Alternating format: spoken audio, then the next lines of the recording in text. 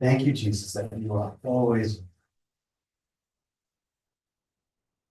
Thank you for this beautiful, foggy, warm Sunday morning.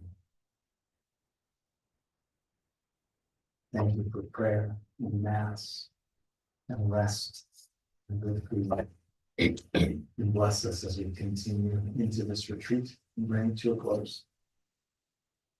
Thank you that you are always.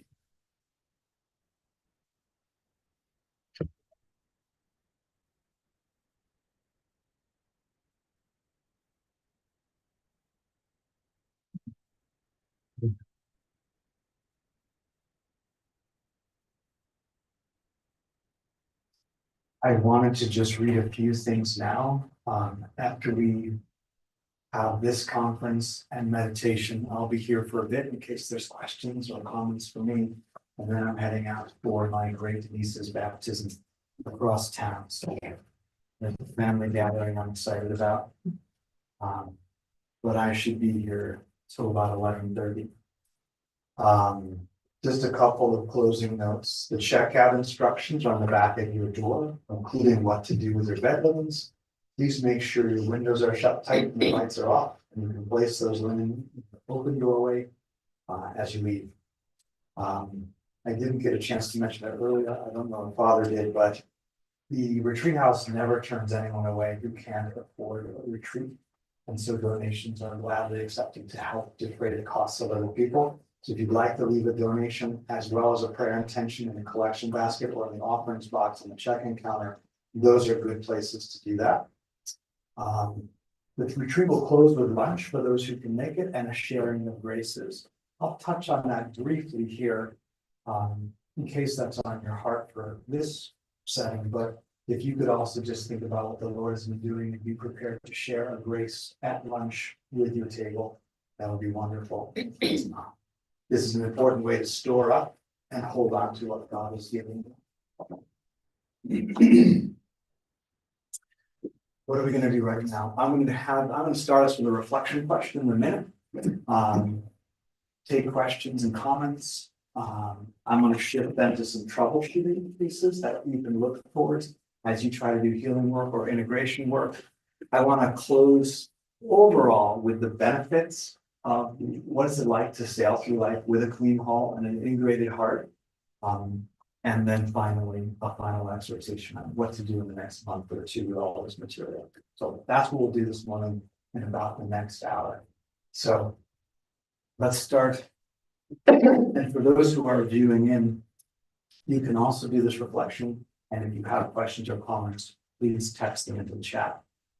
So, reflection question. Just take a minute, and I would love for you to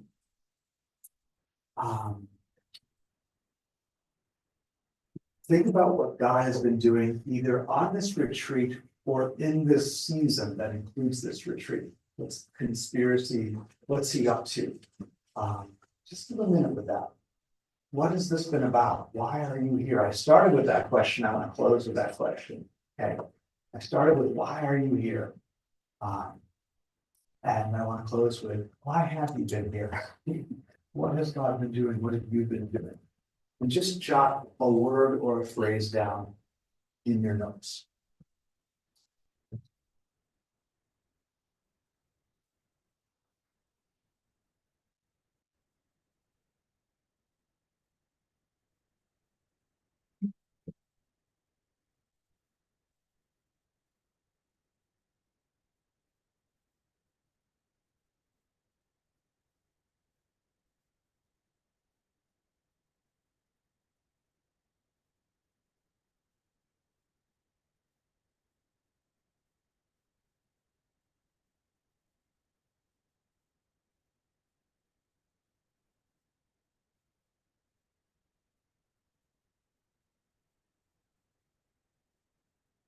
Give some thought to this. Does this thing that you've been working on raise a question, raise a concern, raise praise, grace?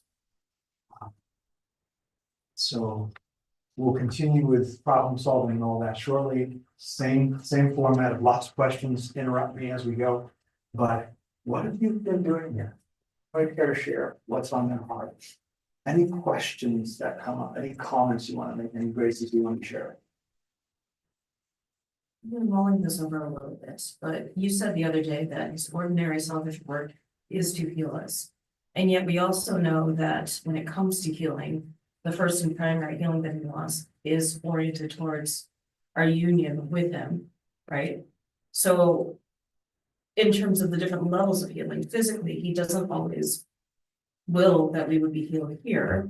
Psychologically and emotionally, why is that a little bit different compared to the other, incarnational forms of healing that he can grant us? This is a really good question. And just like the gospel today talked about the two great commandments, putting God primary, but Jesus tucked in neighbor there and self. You should love your neighbor as yourself. These are all woven together, and they're not neat and clean linear. I'll get right with God, get that healing done, then I'll move on to my neighbor, and then I'll finally conclude with myself. This is always cyclical, coming round and round and round, higher and higher if we're going with God's grace, or lower and lower into the pain and into the rewounding if we're avoiding God's grace. We're determined to stay stuck. So that's the first thing I would say is yes, its primary goal is towards God, but he has to go through us to get there. And the obstacles to God tend to be mostly in us, and then secondarily with the world. So I'm not disagreeing with what you're saying. I'm just putting a nuance around it. It's all woven. We are fearfully and wonderfully made and created. Then you shifted. Are you okay with that? It sounds like what you're saying is that the tendency to put blocks to the relationship with God tends to be more within us as opposed to maybe a physical malady. Is that correct? I would treat physical separately, but I would say in the battle of the world, the flesh, the devil, which are all obstacles to God, the flesh is the one we battle the hardest with.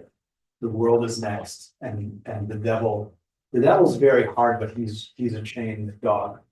He can't have us the way he would like to unless we completely stray off into his world and spend a lot of time with him. So I find in my humble experience, and that's biased through what I do for a living as a clinician, I find the battle with the flesh the hardest battle. I find we are our worst enemy, and we do the devil's work for him. And he's happy to bypass us if we're doing his work for him. If we're our own accuser, he'll go accuse somebody else. So, humbly speaking, into other graces of state and other offices and gifts, I find that the flesh is the worst barrier and the toughest place we spend our time with. Caveat with that, we can get lost and stuck there. We do keep having to cycle back to we need to love others and be in ministry, and we do need to constantly come back to God. So I don't know if I'm confusing the question or trying to answer it, but that's the first part I wanted to address.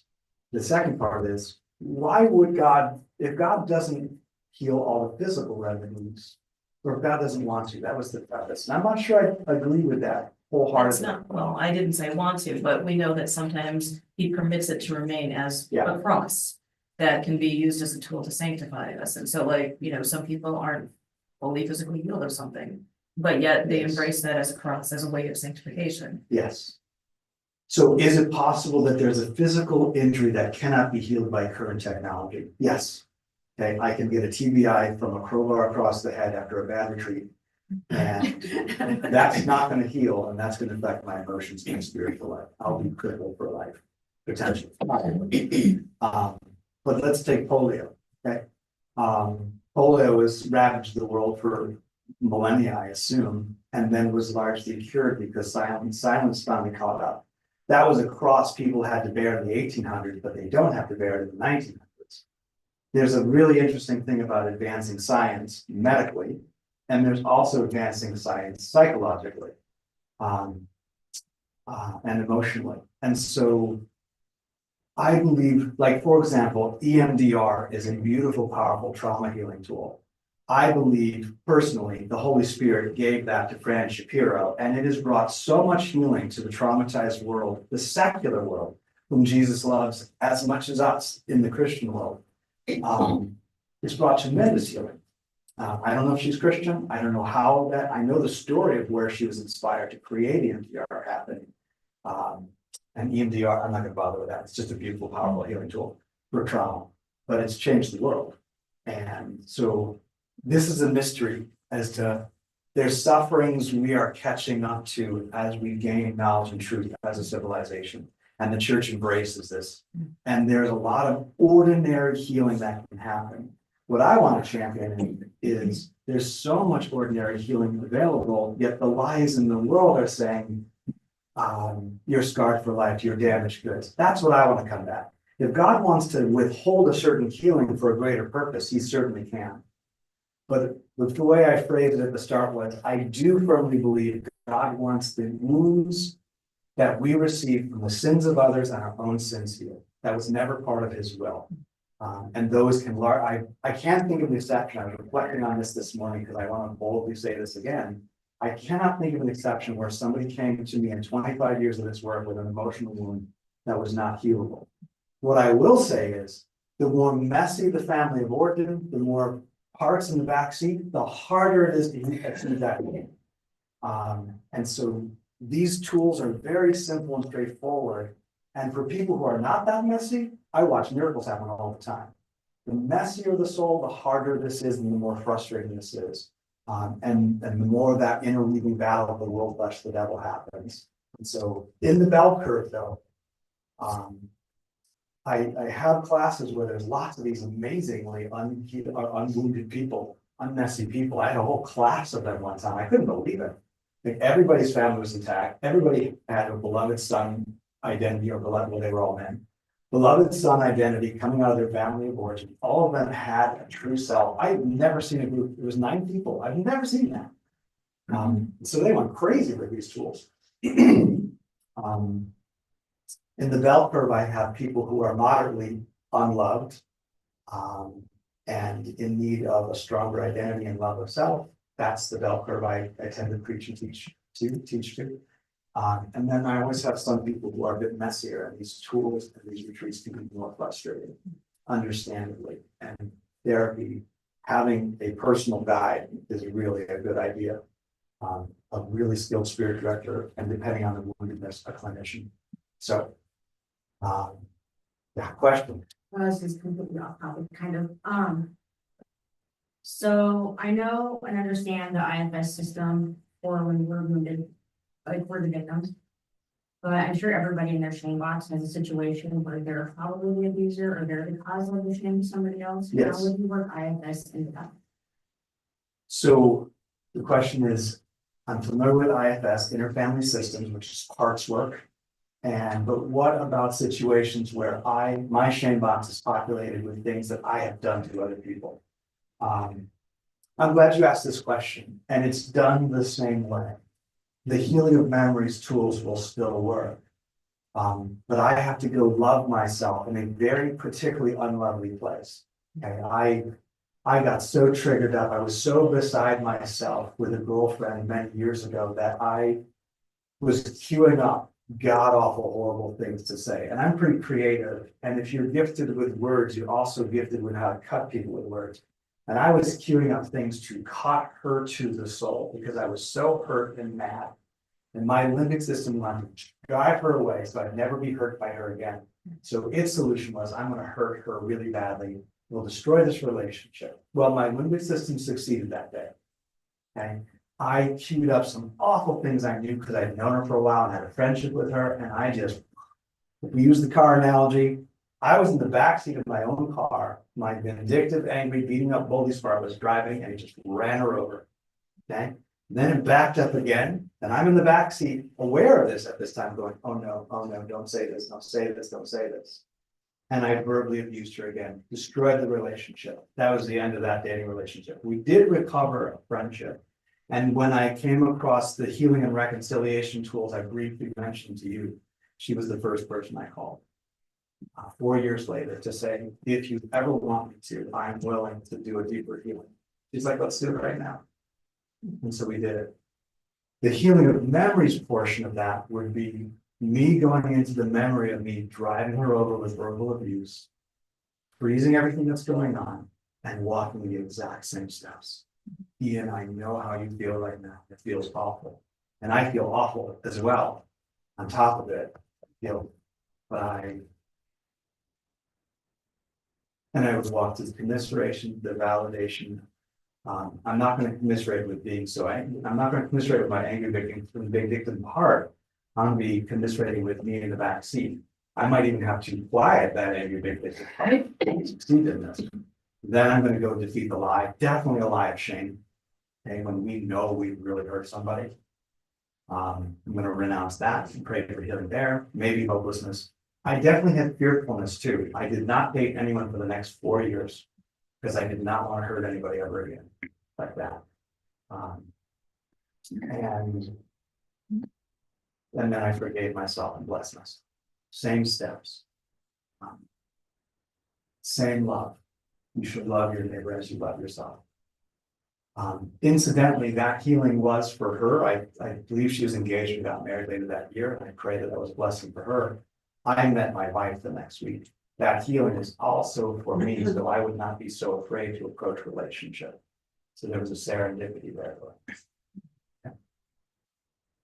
Other questions, other comments, other graces. What is God doing? What is He working? Yes, please. I wanted to say thank you for like using your own circumstances because it's helpful knowing that this is something you struggle with, like in your own voice. I just appreciate that. So, You're welcome.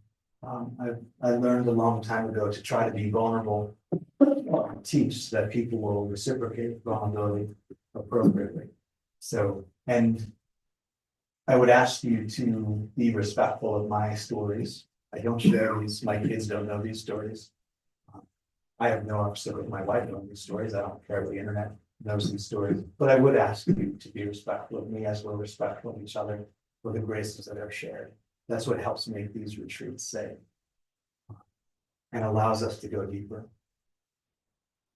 You're welcome. Yes. Why we came. As I said initially, the brokenness in my biological family. And I think today of the many kinds of suffering, but emotional suffering is so impactful. And I consider my age and my urgency to make it right with God for my time here is limited. It can be limited for a young person as well. We never know, but when we're older, we have a different kind of take on it. And I am here and delighted to have them, and I know why God invited me. And I hope that if you do conferences, that you will consider doing conferences in the future, because probably each one of us would be here, you know. But it is a stress on a family and your own personal life. But I am so grateful that I came, and I learned from you compared to what I've been doing, a quick way of healing, a quicker way. I have addressed healing before, and I have taken hours on the same subject, and I lose my focus, and then I come back, and it is frustrating. You have given us the tools that is relatively simple, and I want it to become a part of my daily diet. And I think a wounded day, I could probably go for years doing just a wounded day. But I'm so very grateful, and I know I speak for other people too. In knowing this technique, I am humbled that you would share it with us. My skill level is so minimal, yours is so high, and yet you and your kindness have given the best of what you've got. Reminds me of something that Dr. Benish said years ago. He said, quote, "Give psychology away," unquote. What you're saying is we want as many good, strong children as we can have in this world. And you have done that for us today. I am incredibly grateful and humbled to be on the call. Thank you, Diane. You touched on something in that statement of gratitude that I think is worth unpacking a bit. When I normally do formation, it's all people of the same age or same state. And I'm doing a retreat here, people of all different ages. Some of you guys are in the fourth quarter of life, and the healing has a very different purpose in the fourth quarter of life. It's aiming at kids and grandkids. It's even aiming at how do I make things right in me before I meet God? And that's the next stage of life where you're going to spend your eternity continuing to be moms and dads towards kids and grandkids, just like my dad is still being a father to me. He still gives me miracles that around my cars. That's his good, that's where he shined at, finances, business, and cars. And he's still my dad.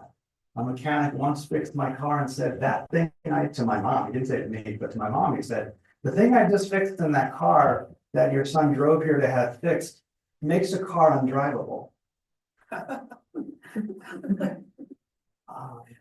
I don't know who's watching over him, but somebody is. And I now know it's my dad and my grandpa who are both car guys. I can name 5 or 10 more car miracles and a lot of finance miracles that would make my hair stand on end, what little's left. So that's the fourth quarter of life. It's preparing us to be saints. So we continue this journey and we shorten our time in purgatory by rectifying things in this life and with ourselves. And to be sages, to pass on wisdom to people who would come to you. Right? You said I have all these great tools. These tools I presented to you, integration, healing, and a little bit on thought control tools, are like 75% of my practice. This is mostly what I do. They're meant to be simple, they're meant to be effective, and the bell curve I find that they are. So stealing a little thunder from a later slide, if you find them helpful over the coming months, feel free to share them. Take the handouts and use them. Weave them into your class as you see fit with all the other things you learn, but pass them on. But the elderly are supposed to be depositories of wisdom to share with the next generations. So that's the fourth part of life. Some of you guys are in the second quarter of life. You're heading off deeper into vocation, into vows, new into marriage. And so the blessing of this is to make as much of a gift of ourselves as we can. Oh, and actually, third quarter is also here. To be as much a blessing as we can be. Wounded people, wound people, hurt people, but heal people, heal people. And so as you take this journey forward, I find a profound grace of state before each vocational run of the ladder, where God and the Spirit conspire in the world with everybody who's available in that conspiracy, that we could make as clean and beautiful, whole, holy, healthy, happy gift of ourselves as possible before the next run. I see grace for engaged people before they're married, married people before they have kids, etc. Single people for sure before they start dating. I see the same parallel with religious and with seminarians and the academic formation folks. Same principles. So that's what I hope this is for. Any other questions or comments? You can hold them or keep them, and I'm going to keep going. But anything else that was burning before I continue into some troubleshooting, please. Yeah, well, being in the fourth quarter, the triggers that I would have liked to have thought were not going to happen at this time in my life still will occur every now and then. And I know that I was in a lot of pain this weekend, and that's good pain. And I apologize if that made other people uncomfortable. But I tried to be as appropriate as I could with it. And also, in the Bible, it says that there are people who weep for those who cannot weep. And I think I'm one of them. I'm pretty sure I'm positive I'm one of them. God's kind of put that on my heart. And so, my pain wasn't just about my pain. It was about the pain of Mary and the pain of Jesus and the pain of all of our ancestors. And this seminar has been especially rewarding for me. My question that I jotted down, or my amazing share, is that this has helped integrate me for his higher purpose. And as I jotted that down, you went on to explain that this is cyclical. And that, I mean, it's so by design. This is everything that gets shared in God's universe is so by design. And we hear what we're supposed to hear when we're supposed to hear it in His good time. And thank you from the bottom of my heart. You're welcome. And I like that generational perspective. My dad is still my dad, and I will never stop being a dad myself. But my fatherhood is getting bigger and bigger as I get older, and it embraces more and more people. Oh, this is Jeremiah. Oh, that my eyes were a fountain of tears to weep for the wounds of the daughters of my people. And I am the God of Abraham, Isaac, and Jacob. He's the intergenerational God. I wish healing were linear. I wish we could just check a box, check a box, check a box and be done. I've been so angry with God at times when He cycled me back around and I'm like, not again. But He pointed out that the view may look the same, but I've worked with you for 2 years here and you're in a higher place. There's more we can do or deeper we can go into it. So never be frustrated with the healing process that you come back to something. Yeah. Do you ever incorporate positive parts? IFS I'm an ego state therapy trained guy, so we're getting technical with this. IFS is a parts work part, and other types of therapy that deal with parts make alliances with the parts to cooperate together. I'm intrigued by that. I tend, by my training and my preference, I tend to try to cycle everything up to the true self to be driving while the car is as quiet as possible. I disagree. I'm in disagreement, pleasant disagreement with people who have a different approach to making peace with their parts. I have a suspicion that folks that are a little bit messier, that's a much wiser way to go because they're never going to quiet everybody down. And I drive a bus with a lot of seats filled, but most of them are peeves. But I have worked with people that have 250 named parts. They drive an Amtrak train, okay? And it's a different perspective, and I like that idea a lot. I'm just not trained in it, but I'm a big fan of it. And one book I'm going to recommend at the close today is an IFS book that does make peace with parts. So I hope that wasn't too blah, blah, blah. Yeah. All right. Any other comments coming out of that little reflection before we proceed? Let's proceed. Just some troubleshooting. I want to circle back to a question that was posed in the chat earlier on. What if I'm getting overwhelmed? What if the Pandora's box is happening, which means I've opened the lid and I was not prepared for everything that's coming out. That can happen. That can be a good pain that happens. My couple recommendations, continuing, maybe repeating what I said earlier, I would try to put everything back in the box as possible.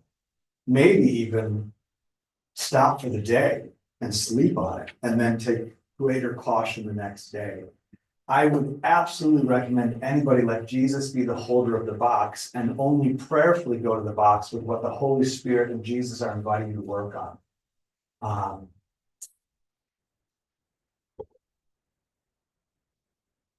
When we get triggered or when we're in a perfect storm, we can just have messy days. And all the best we're going to do on those very messy days is we apologize for whatever messes we contributed to and we reset the next day. That's true of everyone in this room. Okay. So in a perfect storm, that's why we have the sacrament of reconciliation. It's Yes. more like just strictly logistical. And so, because that was one of my questions was, because that's lots of memories are popping up. So I'm like, I feel like I just need like a running list going, just so I'm like, oh, I can go back to that. But is what you're saying, like, yes, those are going to pop up, be like, nope, not right now. But then when you're praying, like, okay, pray with the ones that do pop up, or like, should we keep a running list so that we can like keep tabs on? Great question. Logistically, if I have a lot of things popping, do I write it down? Right. Should I not do that? Should I deal with just what's surfacing in the moment? Should I go, how should we do this process? I'll give you 3 different ways to approach it. First, I would be cautious about having too big a running list because it's overwhelming. Right. You look at that list and you go, oh my gosh, and you close your journal for the day because it's overwhelming. So I Sadly, when I first began developing some of these techniques, I would have people make a master list. And I found that most people, what was helpful is I got the bell curve of what most people bring back. Most people bring back 1 to 2 pages, 25 to 50 line by line things. Okay, but I had I had 2 people come back with 8 pages, small print, front and back, hundreds of wounds. And it shut down therapy, understandably, and they were furious with me, understandably, because I completely overwhelmed them with that assignment, write down every meeting I received. So rather than that, I would recommend several approaches. Going chronologically can be very helpful in the healing approach. And so you could go year by year and leave the subsequent years and wounds alone. And just start with where your memories start to surface. For most people, that's going to be 4, 5, 6. Lots of people have very full memories of their childhood for lots of reasons. I don't pretend to understand them all.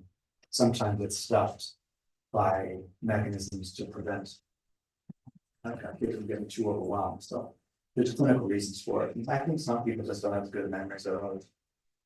Anyhow, chronological is one way to do it. Category is a good way to do it. If you know God's been working on rejection wounds, abandonment wounds, fear wounds, shame wounds, and that's what he's working, you can go box by box on compartment. I usually say the biggest bang for the buck would be start with the inner circle of relationships, start with mom, dad, and self. But even if you started with mom, you could go chronologically or categorically. And then go to dad, and then go to self. Why? Because these are the 3 persons I find do the most damage to us in life. Moms and dads for the early foundations, and they're the only ones that have access to us for the first 5, 6 years. Oh, this is sad. I was praying for protection for my kids. I'm a young dad, praying, Jesus, please protect them from danger and hurt. And after about 3 years of praying these protection prayers, I realized I was the one I was praying for them to be safe from. That I was the one capable of doing the most damage to them at this point in their lives, followed by my wife, who is less rough around the edges than I am. And it was very disheartening. I was very like, oh my goodness. I'm grateful I was praying for their protection, but I realized, wow, I'm the main culprit so far. You'd think a clinician would have figured that out. The running joke would tell me about your father, but it's just as true. So, 3 points then: caution on the bigger lists, especially if you've got a messy inside. You'll trigger up too many parts at the same time. And 1 part triggering is hard enough to deal with. Once you get 2 parts triggering or more, it's mayhem, and it's not going to go well. So there's specific reasons, but if you've got a very quiet inside and you drive a unicycle through life, unlike me, and you're the only one there, but you could probably make a huge list and be fine with it. Secondly, personally, I find mom, dad, self so foundational to make everything else easier that I would start there personally. I'm not opposed to chronology. And then thirdly, you can do categories and you can blend all those together. So good logistical question.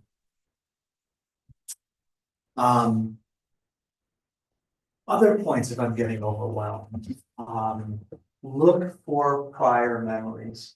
Sometimes we'll automatically gravitate to the fresher memories, and that can be a disservice. There could be 3 or 4 wounds from the same person or in the same category preceding it.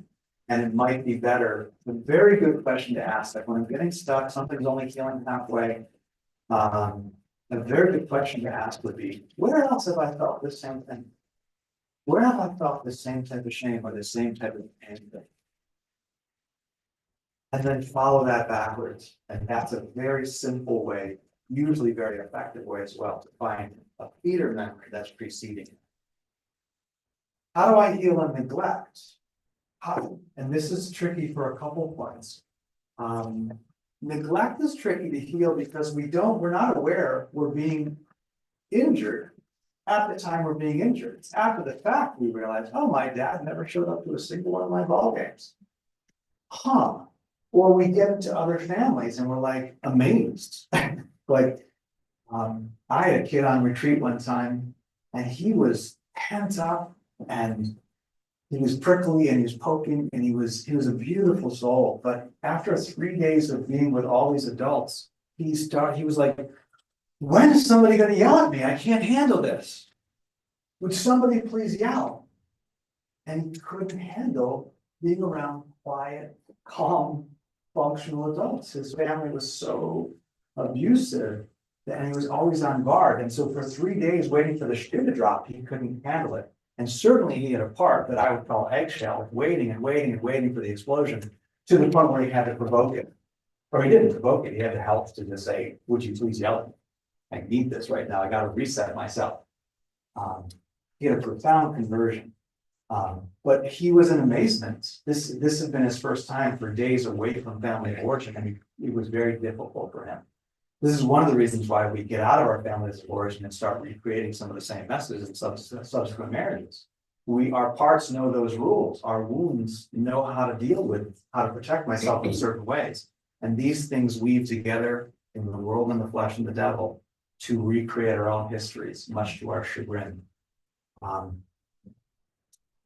So, questions on that? That was a really loaded statement right there. So healing neglect. And this is an interesting thing too. If I realized at 16 my dad never showed up to my junior high games, I wouldn't go back to the junior high memory. I'd go to the place that dawned on me in senior high. That's where I realized this was wrong. I healed that spot. This happens in Christian circles a lot, where somebody is happily promiscuous, or like in their BC days, they're drinking, they're a jerk.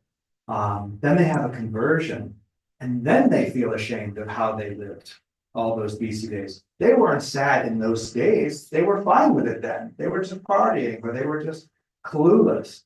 Then they have a conversion, and then they start feeling like, oh my gosh. Like me 3 years into being a dad, going, oh my gosh, I'm the bad guy in the story right now. That's where the healing needs to take place, is when that realization comes to the fore. Does that make sense? So when I was in the party scenes, I've never gone back and healed all the drinking I was doing and all the stupidity I was doing. It wasn't a wound at the time that needed a healing. It was, obviously I was hurting myself. Where I did the healing was the shame that settled in later on. And I realized how awful I was to people, what a bad example I was to people. That's where I'm gonna go heal it. Could I go back into a memory as well? Yes, I can. I can do both. So what does that look like when it's a current thing? So like, let's say we've all gone to this retreat. And then some of us, at some point later, we realize, oh, there was a neglect right then and there. And that's when it dawns on us, there was a neglect. What does that look like to go back and heal it? Because you're in the present when you realize that. Yeah, so my mom was the Better Homes and Garden mom. I'm pretty sure the cleanliness of her house was a little bit more important than parenting. That said, we were good kids. We were being raised well, and she shooed us out into a very functional, safe neighborhood full of moms that would put a Band-Aid on our knee or reprimand us if we needed to. So we were unleashed into a world of good and functional moms in a great neighborhood, a bubble, I would say. A little bit like I think Lincoln is a bubble, actually. But it did dawn on me recently. I was like, she shooed us out also so we wouldn't mess up the home and be underfoot. And so where would I do the healing? I would do the healing now, because that's where I'm feeling it. As a kid, I wanted to go outside and play. I loved my neighborhood, my friends. We had a ball. I was building forts, hiking through streams, at the pool, playing with neighbors, snowball fights. It was amazing. So I have no woundedness, but I realize now, and I can see that in my parenting, the ghost of motherhood haunting me a little bit, that I'm not quite as engaged as I wish I could be. And I'm happy to let my kids chew off and not make messes. So then I would do the self-forgiveness right there too, and then talk to God. Do I need to change something about the present in me personally to improve my father? Does that answer your question? I tried to give an example.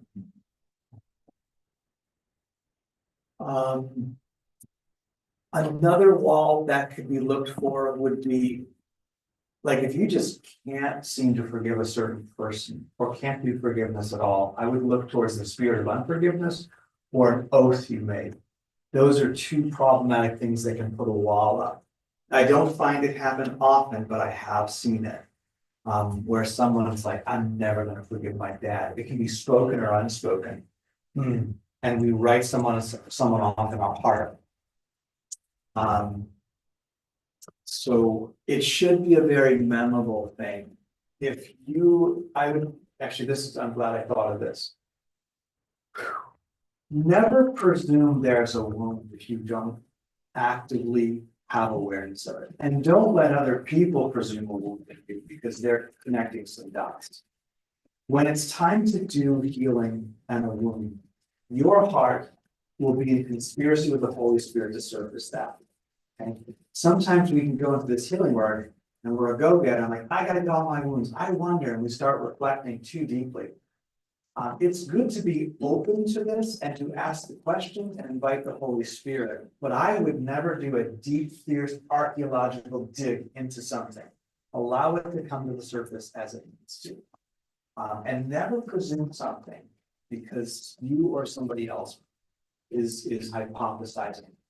I've seen disastrous things happen. In the whole field of psychology, disasters happen.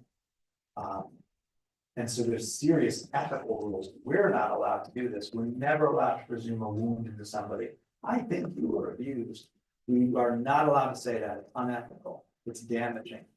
But even, and so if I suspect it, I'm going to just work around that. I wonder about this, or let's do some healing. Holy Spirit of God, what's going to surface? And I've seen this happen time and time again with people when their heart is ready. And when the environment they're in is ready, a season of healing might just pop right up. I had a dear friend when I was a campus minister who had no memories from high school or before, none. Oh, I'm sorry, from 8th grade and below. She was 18 when I met her. She had 4 years of memories. That's what she could remember is the last 4 years. Well, I knew why that was happening, but I didn't say it. Okay. And she had alluded to a very abusive stepdad. So that was an easy thing to put together. Did I touch that with a 10-foot pole? No, I did not touch it with a 10-foot pole. But what began to happen is she got out of the family of origin. She got into a human community. She started having good friends, calm people. She had a spiritual director. She had a prayer life, and things started to surface. Some of them were really beautiful and good. She stood in my door one time and said, I love Mickey. Okay, when all that memory was pushed out of awareness, the good and the bad were tossed out together. So sometimes she would surface good things, and sometimes she would surface heartaches and pain and abuse. And she went into therapy, and a beautiful season of healing happened. So we shouldn't force this. This is where I'm going to go with these tools is, yeah, cooperate with a season of healing, and this is a season of healing. Then they become tools in your toolbox for when they happen to just pop up or surface. Right? And that can be coming out of the world or the flesh or the good spirit.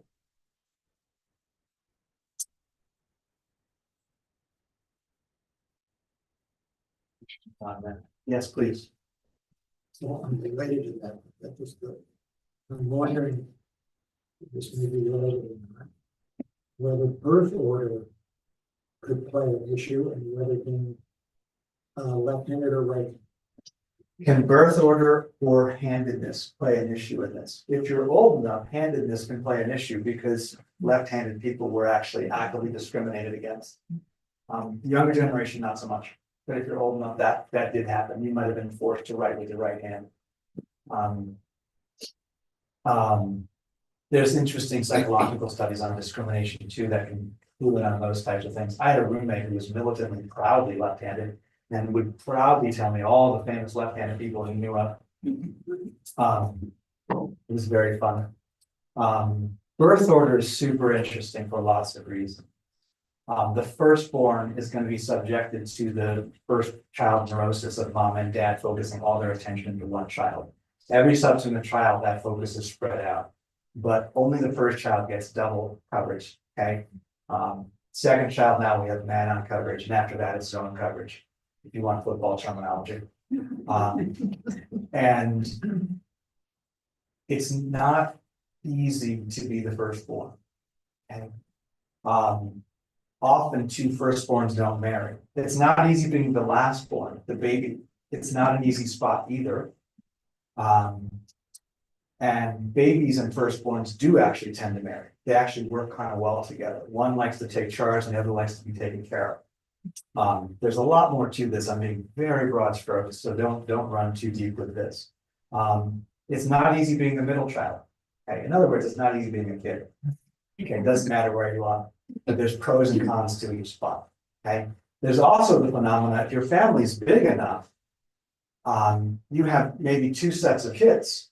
You've got the firstborn kids or the big kids, and you've got the little kids, and there might be a completely different atmosphere in the house for those little kids. And those older kids might resent how the younger kids are parenting. And they'll start taking the scripts you put into them, and they'll start parenting those younger kids. And you chilled out as parents and you relaxed as parents. And so it's really fun watching these dynamics go on. And it's great conversation later on if people are healthy and healed enough to have that great conversation. Okay, my family, we can laugh. And we were tight enough. I would actually say it was like my oldest brother and then like the three youngest is where that worked. And I can still see some of that dynamic, that division with him, even as adult kids moving well into middle age. And beyond. All right, so interesting questions. Let's keep going. What are the benefits of doing this work? So we're scraping off the barnacles to sail through life. And all of those things we talked about at the beginning, what are the consequences of lack of forgiveness and lack of healing and lack of integration? Well, we sail through life a lot slower and a lot messier, okay? And we get caught up in a lot more storms because we can't sail around them or get out in front of that hurricane. We always just get swallowed up into it because we're just not sailing the way we're meant to. We're not as receptive to the breeze of the Holy Spirit to guide us. We're more susceptible to lies. We're going to have more physical health complications that can get serious over time. We have a lot more of our head traffic and our bandwidth keeping lids on things or triggering on things. We're just not really gracefully going through life the way we might. And so every wound that's healed, every barnacle that's scraped off, in my terminology, every part that's buckled in and quiet is gonna be less rocking of the boat and much more peaceful and smooth. And those are just a few of the benefits, let alone my eternal soul. Having practiced beautiful mercy towards myself and towards others, that habit of mercy, as we started with the passage from, I don't know if I did, when Jesus teaches the Our Father, and his disciples say, Lord, teach us how to pray. And he says, well, when you pray, pray like this, Our Father who art in heaven. In one of the Gospels, I believe it's Matthew, he breaks out one teaching point, and it's on forgiveness. The standard we hold is the standard we shall receive. We set the passing grade into heaven. We can make it very easy to get into heaven or very hard, we choose. And we can send ourselves to hell. Okay, that is all our choice. And mercy is one of those key points. Okay, in the New Jerusalem Bible, I forget where it is, but there's a beautiful phrasing that I didn't see in other scriptures where it says, mercy can laugh at judgment. So this is an invitation to be participants in the ocean of mercy and allow that mercy to pour through you and into others, which first and foremost cleanses you and sets you free and subsequent generations as well.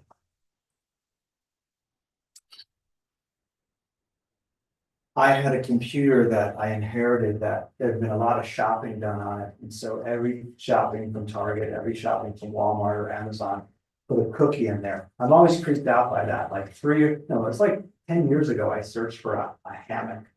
And I still get ads popping up 10 years later for a hammock or a tent or a pair of boots or something like that. I'm like, dang it, every one of those is a cookie attached to my computer that's slogging it down. And so this older aging laptop, I thought, I'm going to just do a spyware, malware sweep on this to see what happened. There were 305 cookies running in the background, monitoring the computer running. if the magnitude of the sin doesn't overwhelm, the sheer volume of the sins can overwhelm. The sheer volume of those tiny little programs, any one of them was no issue. 305 were an issue. So Diane, I sincerely hope you can't do one wound a day for years. Okay, and I suspect you won't and don't. I suspect they'll fall like dominoes when you get the key wounds healed. That's what I suspect will happen. Get the most memorable ones taken care of. And then whole boxes will start cleaning out. And freedom will come. Healing, in my experience, for the people in the bell curve, let alone those on this side where they're super healthy already, healing is faster than most people realize. Okay? On this side of the bell curve, it's not fast. It's messier and slower. And may never be as complete as somebody else in a different state of life.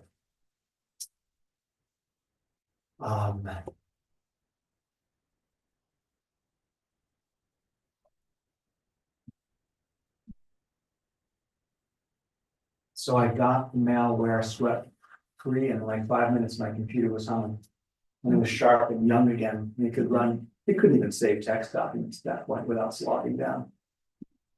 So quieting our hearts or getting them to cooperate with us and healing our wounds simplifies our life so much more. We stop reacting our way through life. We stop triggering our way through life. And we start being responsive or intentional as we go through life. Children react their way through life with fight and flight as their tools. Adults, we want to be engaged, we want to be deliberate. We want to be intentional.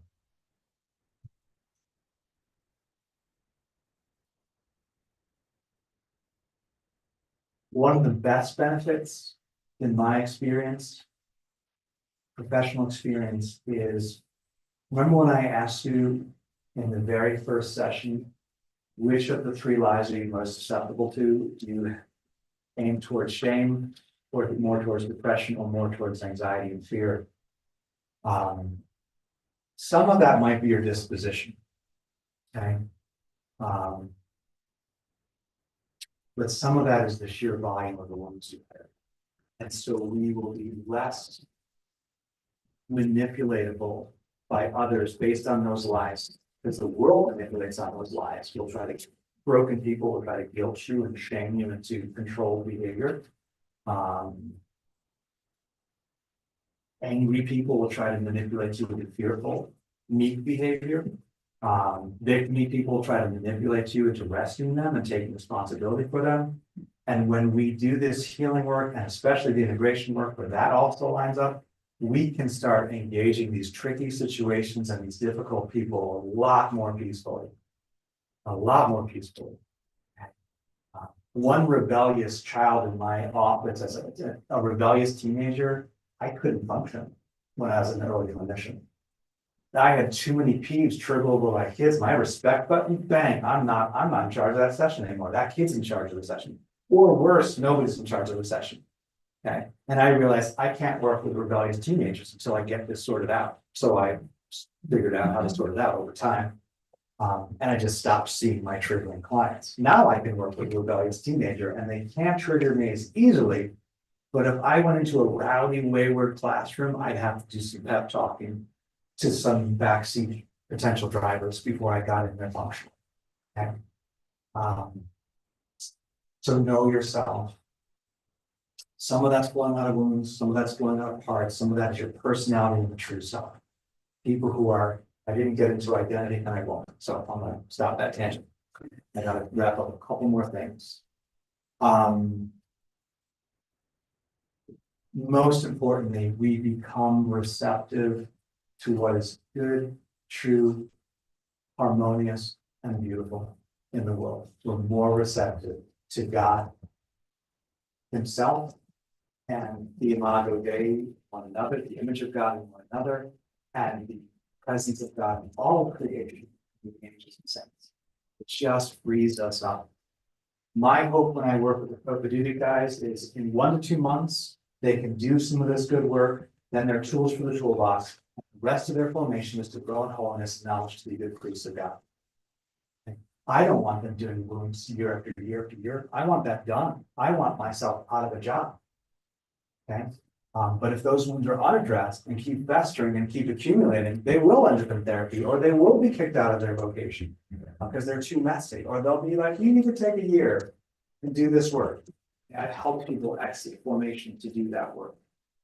It's not as pretty when you're a mom or a dad. You don't get to exit out. You don't get a sabbatical from your kids. So now you're doing renovation work while you're living in the house. Anybody who's done renovation work while they're living in a house, that's not easy. That is trauma for the marriage and the family, especially if it's a kitchen or a bathroom. Definitely healing work for the lies the contractors say about how long it will take. How do we maintain the clean home? Practically speaking, this can be woven into your examination of conscience. A beautiful way to reflect on your day is, where have I offended God and get right with him? But also, do I need to get right horizontally with anybody else? Do I need to get right with myself? Those go hand in hand to me. Pay attention to memories that surface in quieter moments.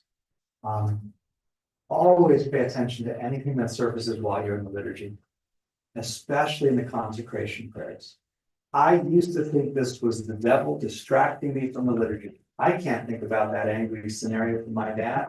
I can't be thinking about that girl. I can't be thinking, and I've shoved that stuff back down and try to refocus on the mass. It never occurred to me that that might be, I thought it was the devil. It never occurred to me that that might be the Holy Spirit searching my heart, testing my motives, trying to bring my unfinished business in union with the sacrifice of Christ on the cross, being manifested in front of my eyes on the altar. So now anything that surfaces in the liturgy, I unite with Christ rather than push back down to myself to reset the landmine for the next time I stumble on it. And so if it's a very simple thing, sometimes I'll just take 30 seconds of quiet prayer and I'll take care of it. If it seems more serious, I'll make a note in my journal and I'll do some intentional work on it. Some of the most profound healing in my life happened when I started paying attention to what was surfacing in a place of grace and quiet, like a retreat. And then going forward, this is tools for your toolbox. Going forward, I'm hoping you'll take a season of 1 to 2 months to scrape barnacles, one memory a day. I'm hoping you'll start naming and creating a dialogue, or even your own psalm, like David did. Okay. Why so on eggshells, O my soul? Put your hope in God. Why so comfortably beating on my soul? Put your hope in God. Write your own song and pray it and sing it. Write your own letter. There's a reason why every step I gave you could be important, but don't be afraid to do the interior dialogue. If you do any parts work, that would be a couple minutes a day, a couple times a day. Okay, so that's 4 to 6 minutes. Healing work, one memory, no more than 5 minutes, and then reset the next day if you need to. If you want to do longer episodes of healing, that's fine. Some people really need that and want that. I mostly find people get, like you were saying, it's actually exhausting to spend too much time on one thing. You can do it in seasons of sleep time, and often pieces start coming together. Expect resistance. Our defense mechanisms will defend against us. Promise. They will push back, they will resist. They will not think the true self should be driving, they think they drive better, especially if they've been driving you for a while in certain situations. So expect resistance, and you will not want to do healing work. And I also find people that even though they start well, they get to about 80% healed, they're like, that's good enough. And it's still good. And if that's as far as they get, great. But I would say try to finish strong. Lots of people are like, I got about 80% of that. I'm like, why didn't you do the last 20? What's going on there with that 20%? So the clinician wonders. But it can be tiring and it can be seasonal. And I do promise you this, if you decide, I'm not going to do this, spoken or unspoken, if you just let it drift, life, the world, the flesh, the devil, the Holy Spirit, it'll cycle back around. You'll get re-triggered. You'll have a crisis. You'll have a storm that will toss the boat, and you'll see it again, and you'll have tools in your toolbox. And there are better tools than these, I'm confident. These are just effective tools, they're useful tools.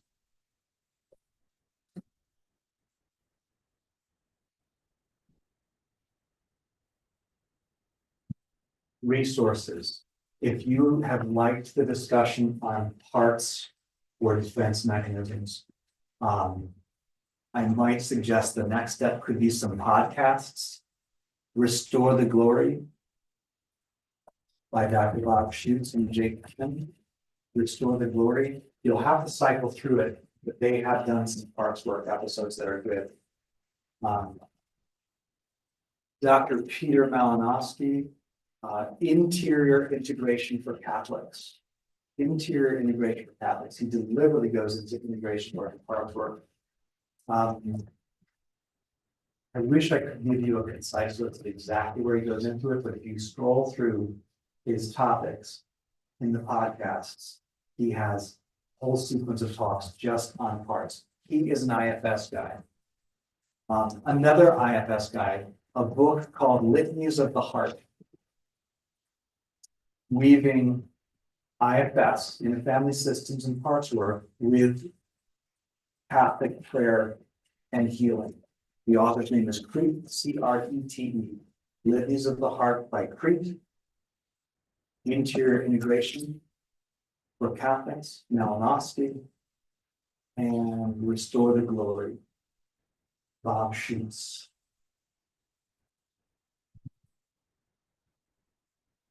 Also, feel free to email me for quick questions, references, scripts, tools. Okay. And then if you find these things helpful, feel free to share them with my permission on that if you think it's helpful and you want. They promise to, you don't need my permission. I want to close with one story. So now going through life, it's actually before I share that story. Any questions, any final comments? Might be nice to close with a fine, I feel. And I will be hanging out here for a bit while you guys are in meditation. Okay, final story. I was on vacation. I'm in the passenger seat. My mom, stepdad are in the back of the minivan. My brother and sister are in front of them, and my wife and I are in the front seat. Google is telling me there's a beautiful picture opportunity coming up. It's a very straight road, but poor gutters, poor shoulders. And so, and I noticed it because I was doing the around me on the Google app. And I thought, oh, I'm a photographer, amateur, and so I like it a lot. And so I was like, oh, there's a cool shot. But I'm like, oh, the street's not the best street. I mean, it's perfectly straight, clear line of view, but the shoulder's not so great. My wife's like, and it's a picture of a tree in a sweeping valley. And I'm like, well, that looks pretty. And then as we're getting closer, I'm still on the fence. And then I noticed there's two horses grazing under the tree, posing for me. And so I'm like, oh, wow, I really want to take this picture.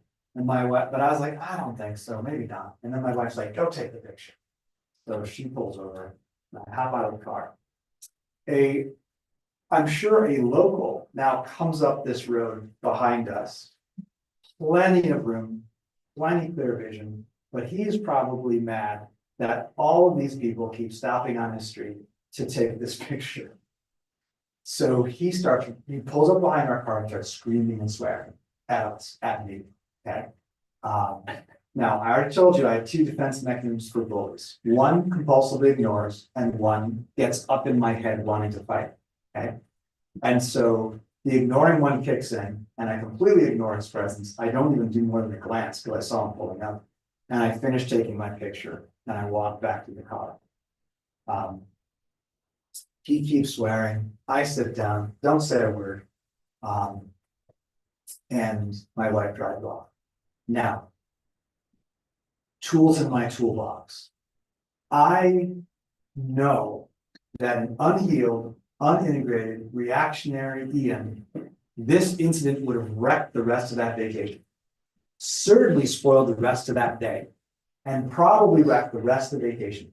He came and took a poop right on that moment of my vacation, but I would have been like my black lab rolling in that poop, thinking about it, ruminating, fighting, triggered. and carry the stench of it right through my location. So shame on him for his 60 seconds of flying off the handle onto road rage. But I needed to stop what I was gonna do next. Does that make sense? So I immediately began doing healing of memories right there, within seconds of the incident. The problem was, I hit a wall. I couldn't muster up mercy. And this anger was churning around in me. So then I thought, I'm gonna pray unbound. Certainly, this guy might have a spirit of anger, and certainly that might be triggering me. So I stopped and I pray unbound, and immediately a level of the anger departs. I can now go back and do healing of memories. I'm doing healing of memories on a wound that happened 180 seconds prior to when I'm doing the healing. Like I'm doing it immediately. I'm walking the steps, and I complete those steps. And I have now have sympathy for him, and I have mercy, especially for his family. I'm like, if that's me encountering 60 seconds of this guy, imagine if that's your dad. Imagine if that's your spouse. So I was praying for him and for his family and his neighbors. Like, good Lord. And the tourists who drive that road, I started. So, but then something else happened.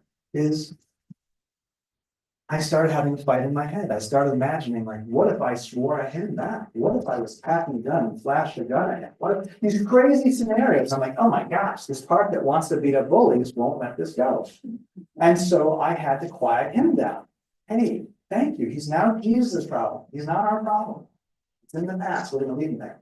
And that buckled in that part until my memory resurfaced later on. So probably 3 times that day, I had to repark and rebuckle that part, and probably 3 more times that week to prevent him from spoiling their vacation. And that's what I'm hoping to present to you guys, just effective tools for going through life better. Otherwise, I would be a crotchety, sulky, sullen passenger in a car and who had just rolled in a bunch of food and was letting that stench invade the whole atmosphere of the car. So that's what this is for. If you're super messy right now, it's easier to let things accumulate. Like if you have a dirty room and you throw a few more pairs of dirty socks in there, you're not going to notice it. They're gone before they hit the floor. But if you have a clean room, clean house, materially, those dirty socks stinking something up and being out of place are going to be noticeable. So maintenance is always easier. This is the hard part when you do a season of work and a lot is coming out, it's overwhelming. Once it's done, it's much, much easier. Okay, much easier. So that's my invitation to you. Shifting from healing work to maintenance work, season of integration followed by just maintaining. Okay. So, any final questions before you go into your final meditation? Yes. Mrs. Inspector, you'll always have a bus. Yes, the brain doesn't unlearn things. So I will have a bus with 22 seats filled for the rest of my life, but they will atrophy. And I've noticed as my true self gets stronger and stronger as I love and accept and live out of my true identity, and that identity becomes stronger and holier, more whole, more healthy, more happy. I am much more impervious to what is triggering. My people pleaser can barely bump me without a major perfect storm. And some of my stronger triggers, disrespect button and the one that likes to beat up bullies, they, for whatever reason, probably because they are tied to anger drive, which is a strong drive in me. That's probably why those two have a little bit more of a way with me. They tap into my own anger drive and they use it against me. But so yeah, the mess is with me. I'll be driving the short bus for life, but I found it gets quieter and quieter and quieter. Good question. Any other questions? So what do you do in this meditation? I'm going to invite you to do one more 5-minute round of healing the wound. Revisit one that's partially healed or start with a new one. I'm going to invite you, if you've been doing parts work, to spend a few minutes having a heart-to-heart come to Jesus with the script you've already drafted, or just wing it, make it up. Pop into Psalm 23 and write your own song to your own heart. And if you feel any big feelings coming in, pray unbound against those big feelings. Take that 30 seconds just in case the stronghold is getting rebuilt. So those are the main 3 tools. I do have worksheets on thought stopping if that lets you out. That little bit I did on thought stopping and thought control. And I do have worksheets on integration and lots of scripts, so feel free to write me for that. I'm gonna close this with a prayer, and then I'll be hanging out here for a bit for questions. And then the Father, and the Son, and the Holy Spirit. Amen. Jesus, thank you that you are always. Thank you that you know what we need before we ask. We gratefully receive the grace you set aside for us in the season of work, this retreat weekend, even this new day. And we ask you to bless and seal and protect anything, any seed you want to plant and grow in us. Protect it from the birds, the enemy that will try to snatch this away. Protect it from the cares of this world that are going to start choking this stuff the moment we get out of here. Protect it from the hardness of our heart, our fears, our anger, our hopelessness, our shame. Let your word go forth and produce the work it's meant to do. Similarly, Jesus, let what's less important overall or less important for me diminish. Let me just attend to the thing you would have me attend to. And we ask this through the intercession of our Blessed Mother, Saint Joseph, Saint Raphael, and Saint Dimon. Amen. Father, Son, Holy Spirit. You will remain in